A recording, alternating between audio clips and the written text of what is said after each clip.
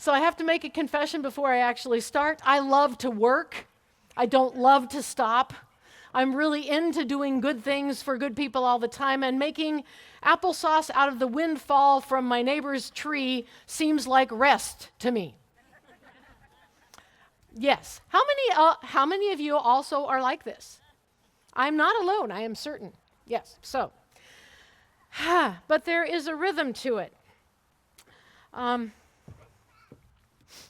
The song of centering. We're gonna start with that as a meditation practice. It got moved. Homegoing is important, but centering is also important.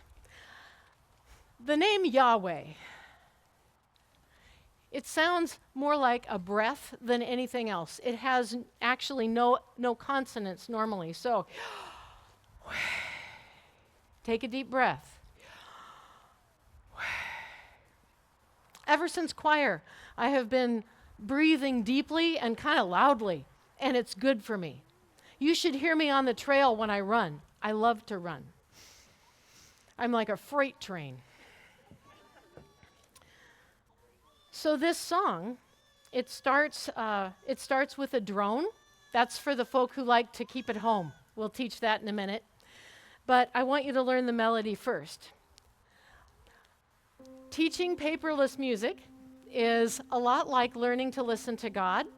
It's a prayer practice. You listen to me and you repeat it back. So it teaches us deep listening, and it teaches trustful following. So, when I breathe in, I'll breathe in peace. Your turn. When I breathe in, I'll breathe in peace. When I breathe out, I'll breathe out love. When I breathe out, I'll breathe out love. When I breathe in, I'll breathe in peace. When I breathe in, I'll breathe in peace. When I breathe out, I'll breathe out love. When I breathe out,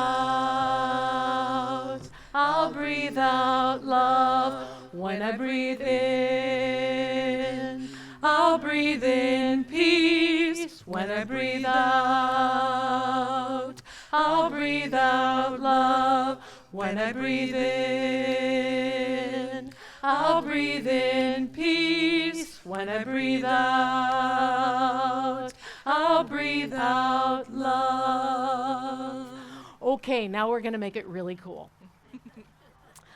We're going to start with this part. This is like walking, and it ties both sides of our brain together so things sink in more healthfully and more deeply.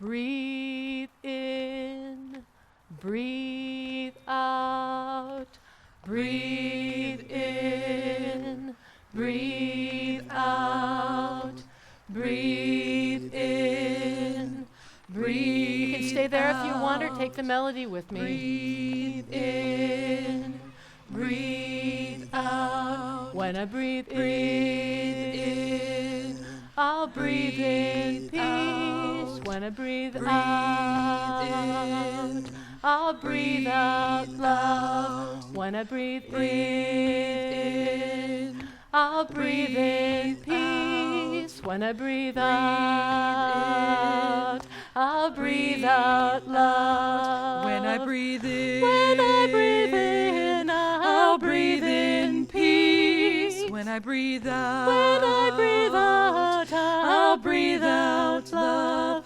when I breathe in, I'll breathe in peace.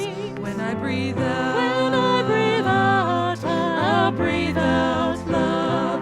when I breathe in, I'll breathe in peace.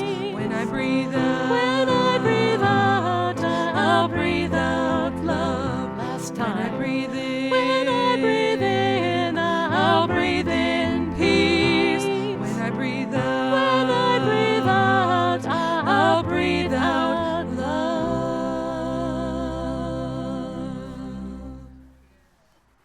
kind of just do this if you want.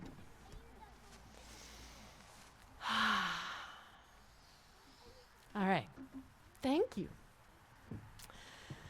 So today, briefly, I'm going to review the basics of salvation. Spiritual formation, spiritual practices, and how the Sabbath rhythm of work and celebration and rest can bring us home. So, first, Jesus. Jesus shows us everything that we need to know about God and everything we need to know about being people, fully alive and deeply human. Oh, I have worship aids. You all got little pieces of paper. They have a QR code on them, which makes that piece of paper a little bit bigger. And gives you all access to the piece of paper that the lunch bunch with me for the rest of your summer conversation afterwards will be handed. So, so you can access resources, and I'll keep putting in all the things that I forget to say today there. But yeah, Jesus saves us in two big ways. Jesus helps us know that God loves us unconditionally and forgivingly and forever, all the time. That grace is where we start. We are loved, no matter what. And Jesus shows us what human being is meant to be, fully alive and deeply human, at least as a 2,000-year-old Palestinian dude could do it. Now, it looks different on each of us as we embody the Spirit of God in our time and place and our context. But still, Jesus shows us how to come this close to God and live fully human and deeply alive. So, discipleship, then, is a big old Greek word that just means hanging out with Jesus, learning from him, and growing more like him, learning how to live life like Jesus lives life. Okay? So discipleship is an old Greek word for what it means to form our spirits and our whole lives, shape our whole lives like Jesus's life would be if Jesus was me or you.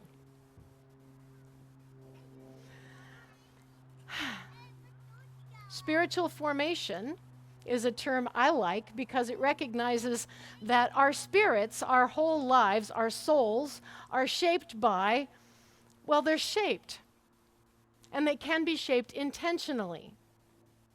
Everything that we take in, experience, encounter, receive, focus on, everything that comes into us shapes who we are, right?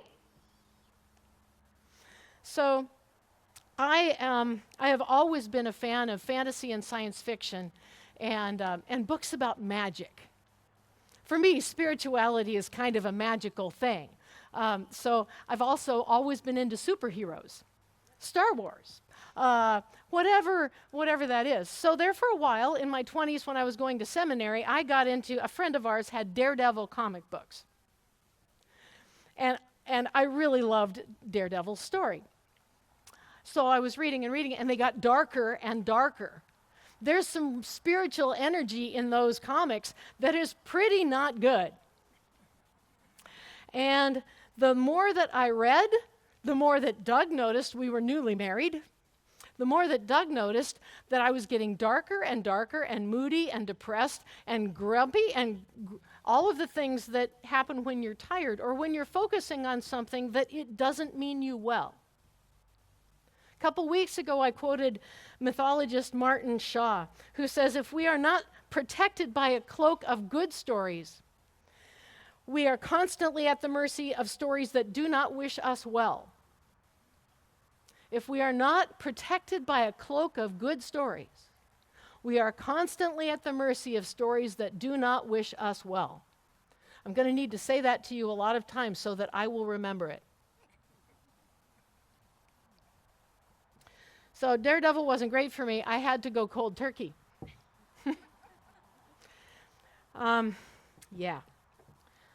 Spiritual formation recognizes our spirits are always being shaped or formed by what we perceive and experience, what we give our attention to, and what we choose daily, weekly, annually, and in the course of our life to do.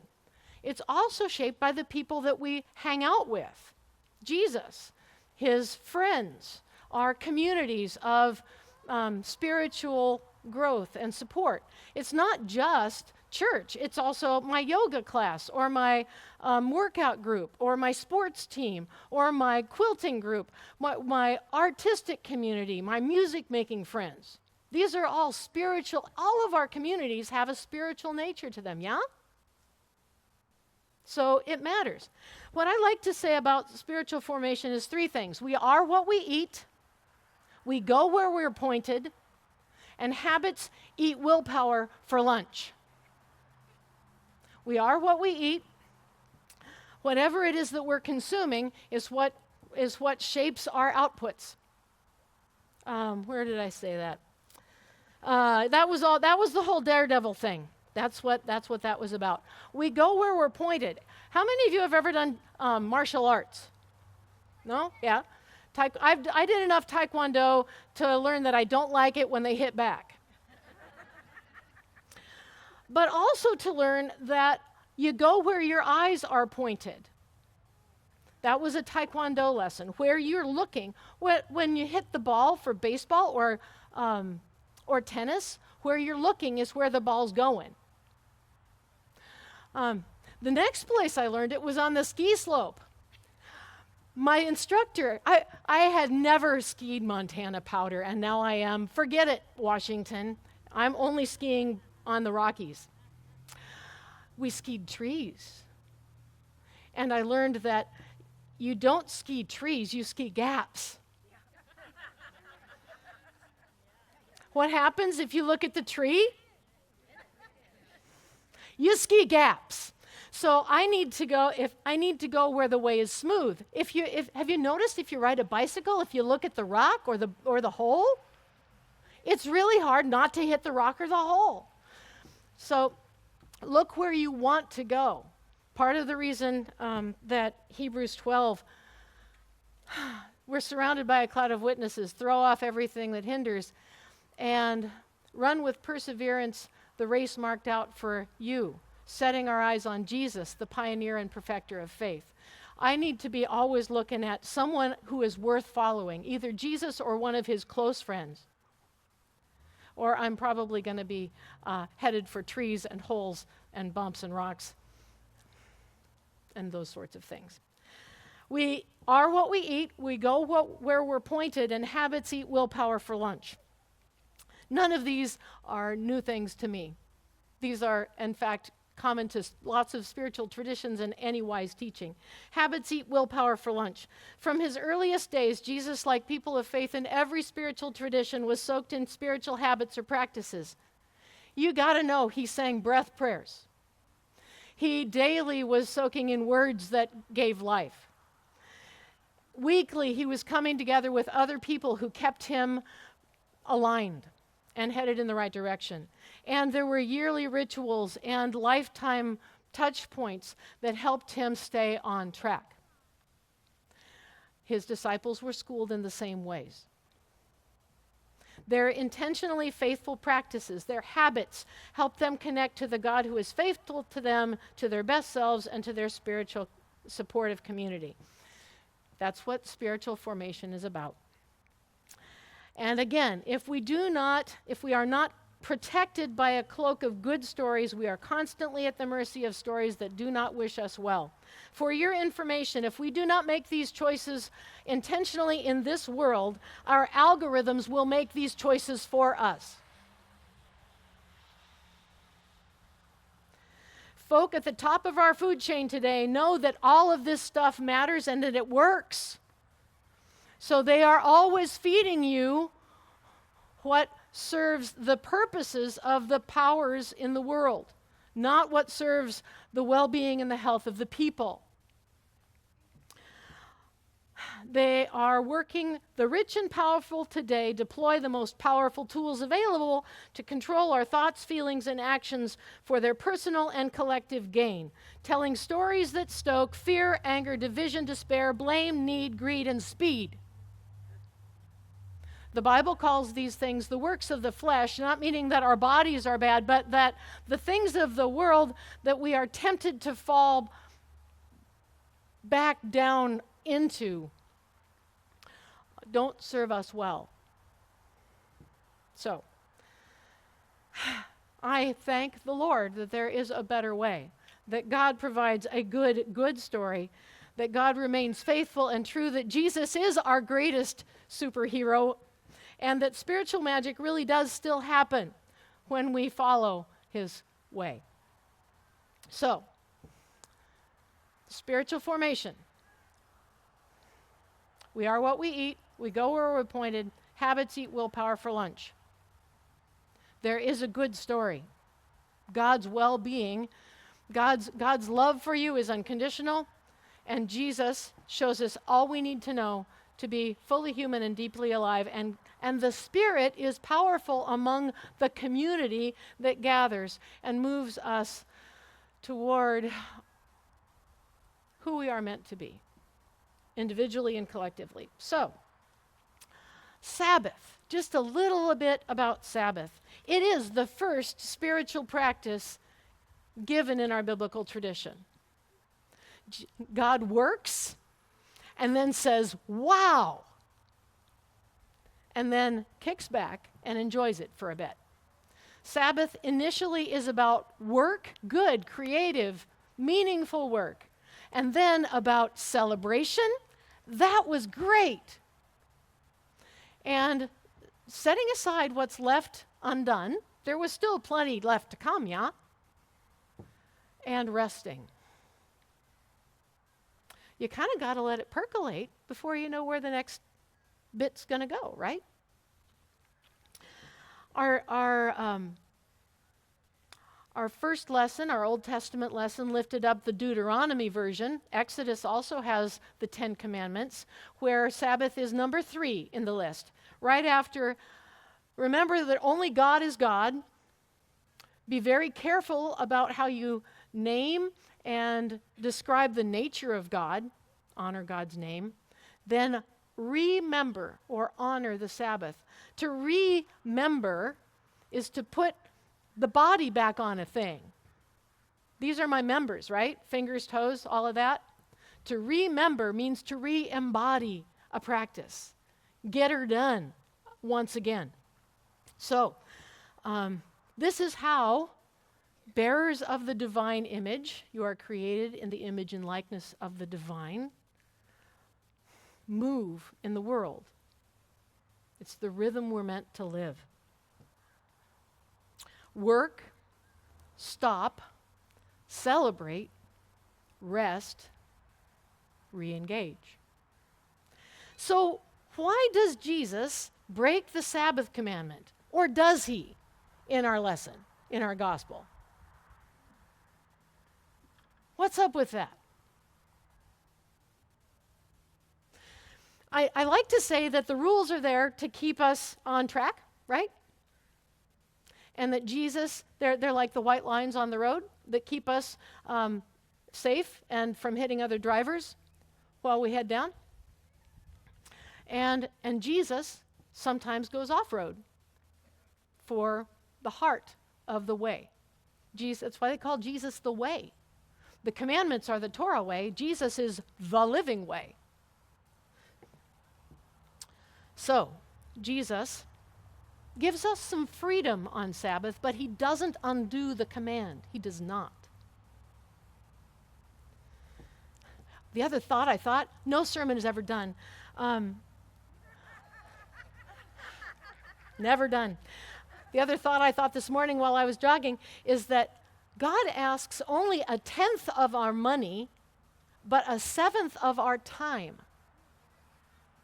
God asks for a whole 1/7 of the time of our week.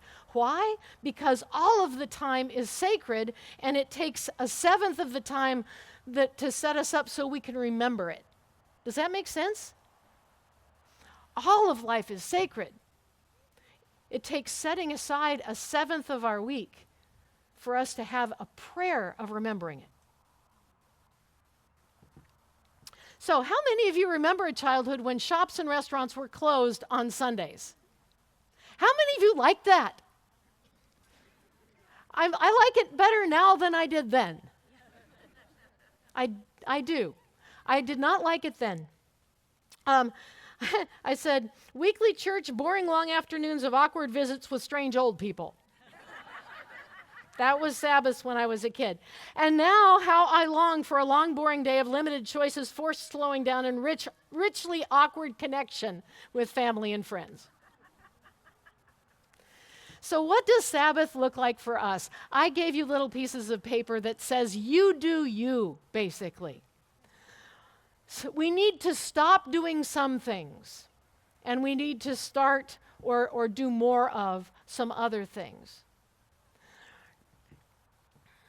This week, I hope that you disengage from some things intentionally. Next week I'll talk about Sabbath. I think Sabbath starts from extra small and goes to extra large. So we'll talk about the sizes of Sabbath next week. A very small thing can be a spiritual Sabbath practice. This morning I reset the screensavers, the lock screen and the background on my cell phone, to show me pictures that are a reminder of God's beauty in creation and beautiful moments that I shared, that I had with my husband in God in creation. A screensaver and pausing to notice what's on my phone is a spiritual practice that allows a Sabbath moment in my life. Breath prayers. Breathe in, breathe out. You can YouTube that. I didn't put that. I'll put that in the QR code thing. I'll put the breathe in, breathe out YouTube. It's awesome. Find some things you don't want to do for a little bit, and find some things you do want to do for a little bit. And my challenge to you is make it joyful. Make it joyful, not hard. Maybe just letting loose of a pressured, hurried attitude in a time when you're feeling particularly tweaked. I see faces out there. Oh, maybe that. And breathing would be a good idea for you. And the one thing I will say is keep coming back here, or engaging in spiritual community that is good for you wherever you find it. Church is a community of teaching and practice. We do stand together and fall apart to a certain extent. Humans are a social species. We help each other stay energized, on track, happy, and whole, because life is a team sport, and this flock is your team, or it can be. The Good Shepherd is our coach, our model, and our team spirit is holy and whole. Creator is our one and only true owner, the source and goal of our fullest lives from this moment on and forevermore. So, let your spirits be formed by what is good for you, by the love of God and the life of Christ.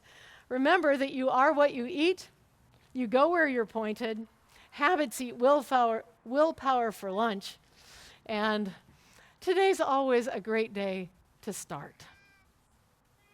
Amen. Or stop.